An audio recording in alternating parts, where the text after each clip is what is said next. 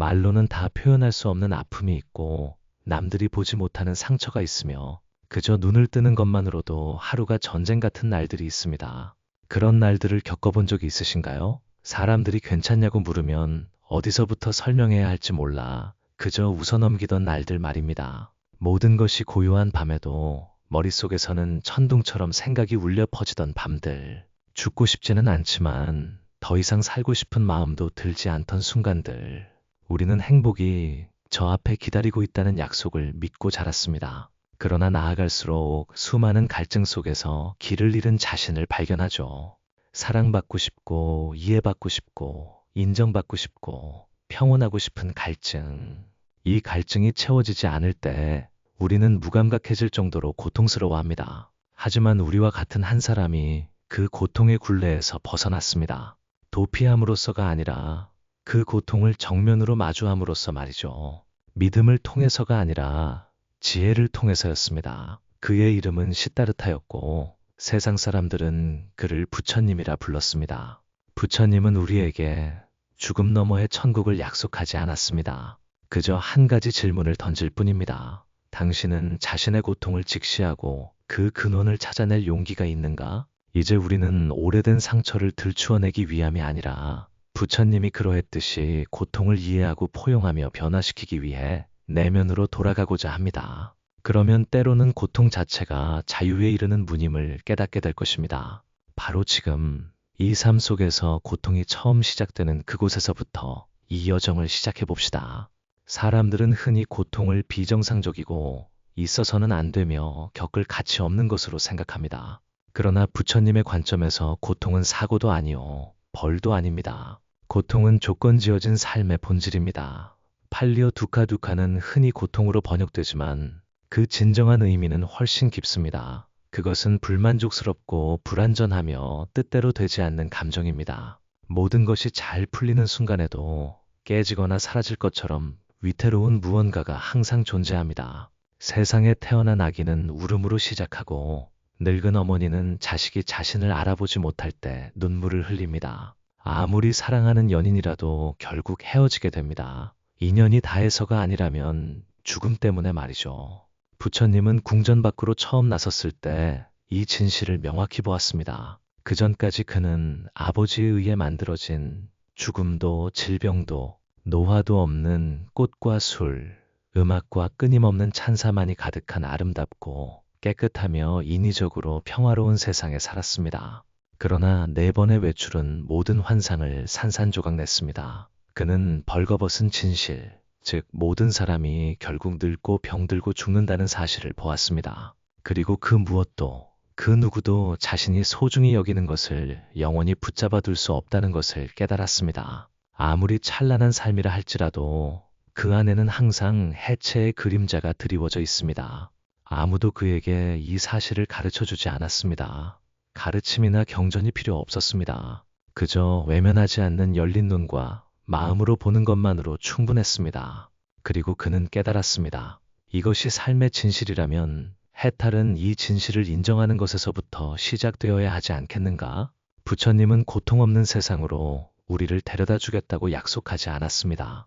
그는 그저 고통 속에서 그것에 잠식되지 않고 살아가는 법을 보여주었습니다. 세상이 변해서가 아니라 세상을 바라보는 당신의 시선이 달라짐으로써 자유에 이르는 길을 말입니다. 그렇다면 무엇이 우리를 괴롭힐까요? 왜 같은 상황에서도 어떤 사람은 산산조각이 날 정도로 고통스러워하고 어떤 사람은 가볍게 내려놓을까요? 업 때문일까요? 운명 때문일까요? 아니면 다른 어떤 것 때문일까요? 아마 그 답은 부처님이 통찰한 가장 깊은 곳에 있을 것입니다. 고통의 뿌리는 세상에 있는 것이 아니라 바로 우리 마음속에 있습니다. 만약 고통이 끝없는 불길이라면 가래가래 단하는 매일 우리 마음을 태워버리는 불꽃입니다. 부처님은 단지 고통을 보는데 그치지 않고 더 깊이 파고들어 사람들이 온갖 방법으로 피하려고 애쓰면서도 왜 끊임없이 고통을 반복하는지 그 원인을 찾아냈습니다. 가래는 단순히 물질적인 욕망이 아닙니다. 그것은 존재하고 싶고 인정받고 싶고 사랑받고 싶고 소유하고 싶고 좋아하는 것을 영원히 간직하고 싫어하는 것을 멀리하고 싶은 갈증입니다. 조용하지만 날카로운 부처님은 가래가 있기 때문에 윤회가 있고 되돌아옴이 있고 끊임없는 추구가 있다고 가르쳤습니다. 그는 감정을 부정하지 않았습니다. 그러나 우리가 감정을 쫓아가기만 하고 모든 것이 우리의 뜻대로 되기를 갈망한다면 결코 평화를 찾을 수 없다는 더 깊은 진실을 보여주었습니다. 마치 절벽을 향해 끌려가는 밧줄을 꽉 붙잡고 있는 자신을 상상해 보십시오. 더 세게 잡을수록 손은 피투성이가 됩니다. 해결책은 더 꽉 붙잡는 것이 아니라 놓는 것입니다. 놓는다는 것은 삶을 포기하거나 무감각해진다는 의미가 아닙니다. 그것은 우리가 사랑하는 것에 의해 지배되지 않고 우리가 싫어하는 것에 의해 밀려나지 않기 위함입니다. 부처님은 우리가 욕망에서 도망치라고 가르치지 않았습니다. 그분은 그 욕망이 무엇인지 보고 모든 것은 무상하다는 것을 이해하는 방법을 가르쳤습니다. 영원히 붙잡을 수 없는 것에 집착하는 것이 바로 고통의 씨앗입니다.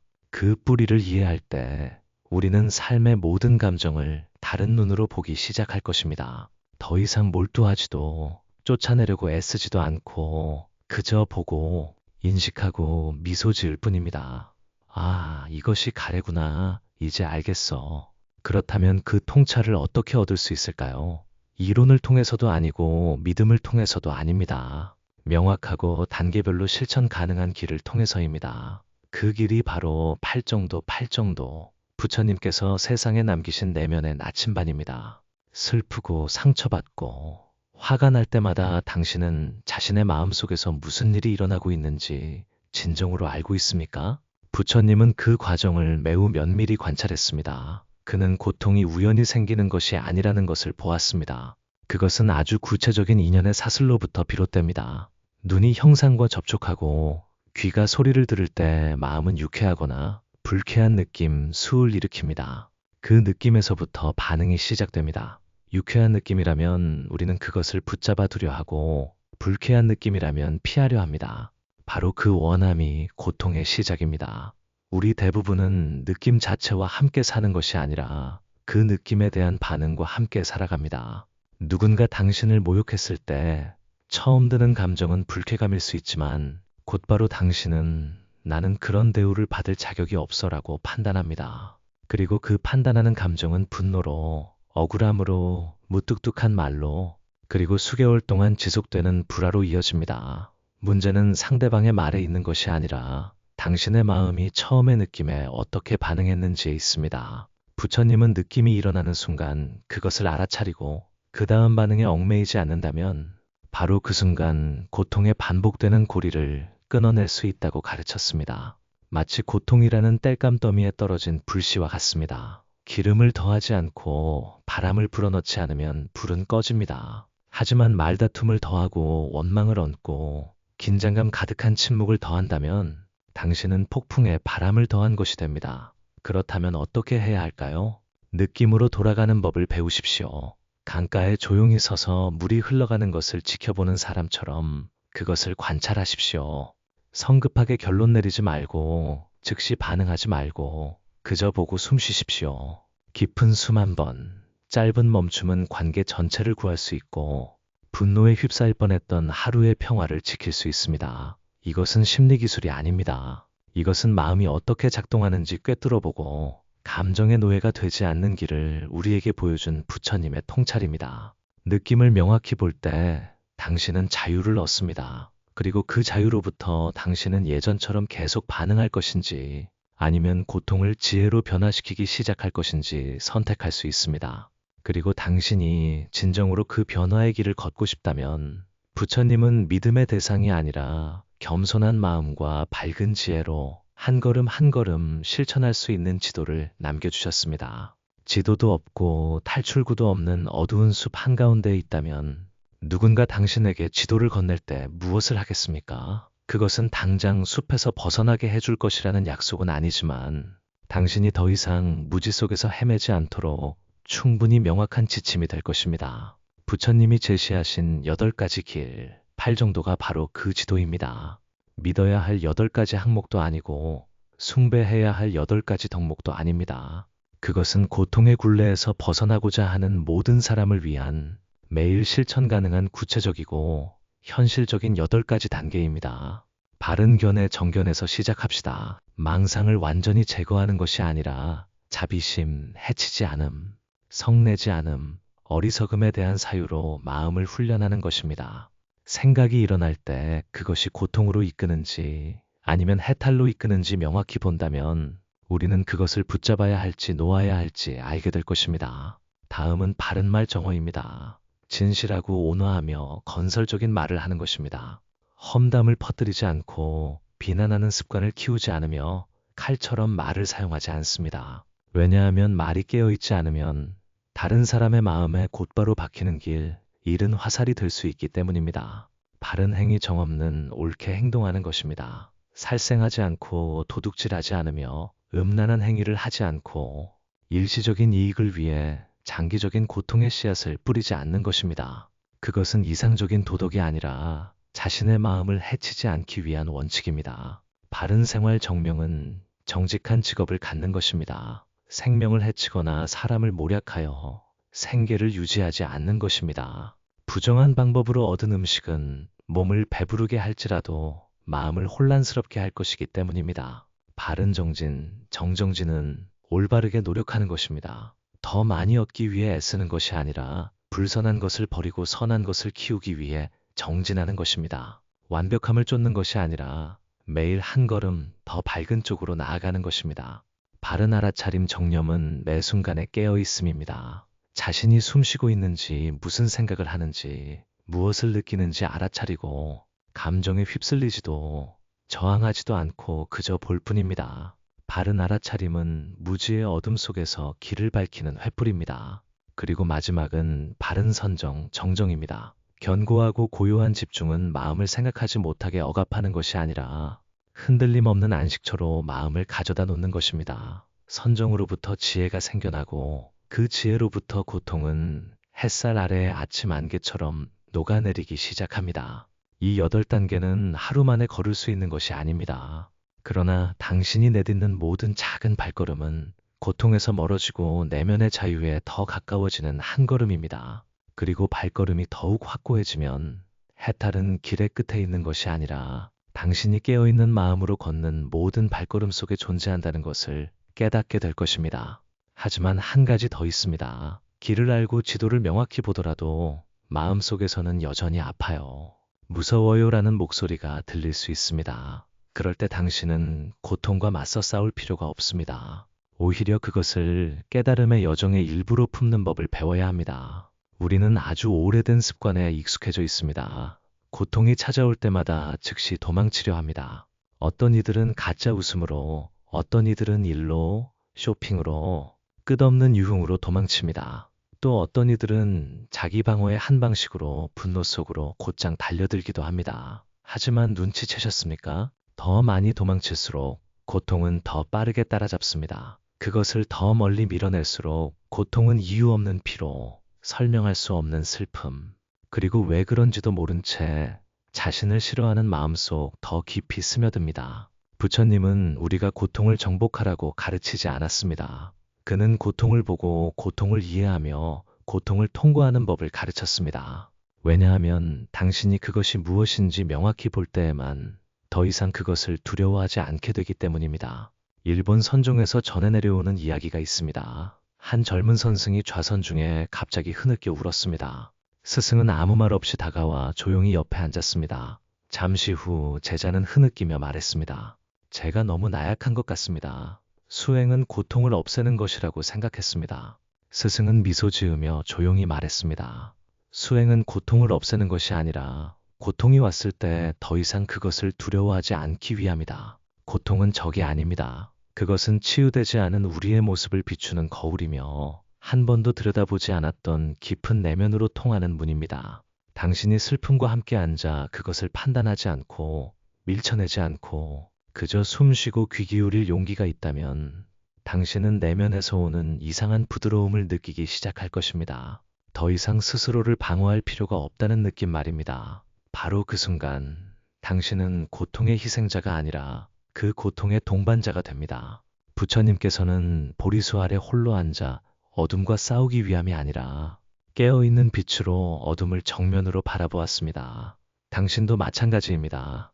고통과 함께 앉을 용기를 낼 때 당신은 그리고 우는 아이를 안아주는 어머니처럼 고통을 품을 수 있다면 서둘러 가르치려 하지 않고 침묵하게 만들려고 애쓰지 않고 그저 온전히 함께 있어줄 수 있다면 바로 그 순간 당신은 다른 영역으로 발을 들여놓은 것입니다.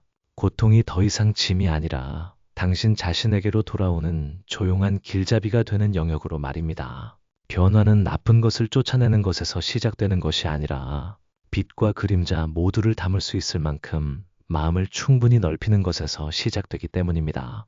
그리고 고통과 함께 살아가는 법을 배운다면 당신은 이 변화무쌍한 삶 속에서도 원망하거나 탓하지 않고 도망치지 않으며 그저 깊이 있고 가볍게 살아가는 차분하고 견고한 사람을 발견할 수 있을 것입니다. 그런 사람은 초인초인이 아니라 삶의 수많은 상실 속에서 자유로 이르는 길을 본 사람일 뿐입니다. 고통을 변화시키기 위해 승려가 될 필요도 없고 일상생활을 떠날 필요도 없습니다. 부처님은 우리가 삶에서 도피하라고 가르친 적이 없습니다. 그는 우리가 삶 속에서 살아가되 삶에 휩쓸리지 않도록 가르쳤습니다. 당신은 여전히 아버지, 어머니, 회사원, 육체 노동자일 수 있고 여전히 밥벌이와 마감일, 자녀 문제, 압박감에 시달려야 할 수도 있습니다. 그러나 달라진 점은 당신의 마음이 더 이상 상황에 오르내리는 파도에 이끌려 다니지 않는다는 것입니다. 고통은 여전히 찾아옵니다. 당신에게 상처 주는 말, 무너진 계획, 설명도 없이 떠나버린 믿었던 사람. 그러나 마음이 바른 알아차림을 통해 무상함을 통해 자비와 놓아버림의 실천을 통해 단련되었다면 당신은 이전처럼 반응하지 않을 것입니다. 더 이상 분노를 터뜨리거나 운명이나 타인, 자신을 탓하지 않을 것입니다. 대신 당신은 고요히 숨쉬고 감정이 일어나는 것을 마치 강가에 서서 바위에 부딪혔다가 물러가는 파도를 바라보는 사람처럼 관찰할 것입니다. 그것은 무관심도 무감각도 아닙니다. 그것은 내면으로부터의 성장입니다. 당신이 고요한 호수처럼 살아가는 법을 배웠다면 바람이 불고 비가 내려도 그저 잠시 물결이 일다가 다시 가라앉을 뿐입니다. 그리고 그 혼란스러운 삶 한가운데서 당신은 매우 깊고 진실한 어떤 것에 닿기 시작할 것입니다. 바로 무조건적인 평화입니다. 모든 것이 평온에서 얻는 평안이 아니라 마음이 충분히 견고해져 평온하지 않아도 평안할 수 있는 경지 말입니다. 직장에 나가면 여전히 불쾌한 동료들을 만날 수 있고 집에 돌아가면 여전히 오해와 논쟁에 직면할 수 있습니다. 길을 나서면 여전히 불공평한 세상과 마주칠 수 있습니다. 그러나 당신의 마음속에는 침범되지 않는 영역이 있습니다. 모든 고통이 단지 지나갈 뿐, 더 이상 오래 머무르지 않는 영역입니다. 깨달은 사람은 슬픔이 없는 사람이 아니라 슬픔에 휩쓸리지 않고 슬픔과 함께 걸어가는 법을 아는 사람입니다. 그리고 어느 날 돌아보면 여전히 당신이고 여전히 그 얼굴이며 여전히 그 일이고 여전히 그 상황입니다. 그러나 한 가지는 달라졌습니다. 당신은 더 이상 예전의 당신이 아닙니다. 왜냐하면 당신이 그 길을 명확히 보았고 더 중요한 것은 그 길을 걷기 시작했기 때문입니다. 서두르지 않고 조급해하지 않지만 모든 발걸음이 진실된 발걸음입니다. 그리고 매일매일이 새로운 날, 끊임없이 변하는 세상 속에서도 진정한 평화가 있는 날입니다. 고통은 당신의 잘못이 아닙니다. 그것은 인간으로 살아가는 여정의 아주 진실하고 아주 인간적인 부분입니다. 누구나 방황과 상실 속에서 길을 잃을 때가 있습니다. 그러나 모든 사람이 멈춰서서 내면으로 돌아가 나는 왜 괴로워하는가? 나는 다르게 살 수 없을까? 라고 스스로에게 묻지는 않습니다. 부처님은 결코 축복을 내리거나 권능을 사용하여 누구를 구원하지 않았습니다. 그는 그저 조용히 길을 가리키며 부드럽게 말했습니다. 스스로 등불이 되어라. 해탈은 죽음 이후의 머나먼 곳에 있는 것이 아닙니다. 해탈은 당신이 솟아오르는 고통을 직시하고 마치 오래된 친구가 찾아온 것처럼 미소 지으며 천천히 숨을 내쉬고 놓아버릴 수 있을 때입니다. 해탈은 외부의 변동에 의해 조건지어지지 않을 때 당신이 살고 사랑하고 상실하면서도 내면의 고요함을 유지할 수 있을 때입니다. 삶에서 도망쳐서가 아니라 깨어있는 의식의 빛으로 삶을 통과하는 법을 배웠기 때문입니다. 당신은 다른 누군가가 될 필요가 없습니다. 그저 방어하지 않고 저항하지 않으며 겸손하게 매 호흡마다 다시 시작하는 법을 배울 만큼 온전히 자신으로 돌아오면 됩니다. 고통은 여전히 찾아올 것입니다.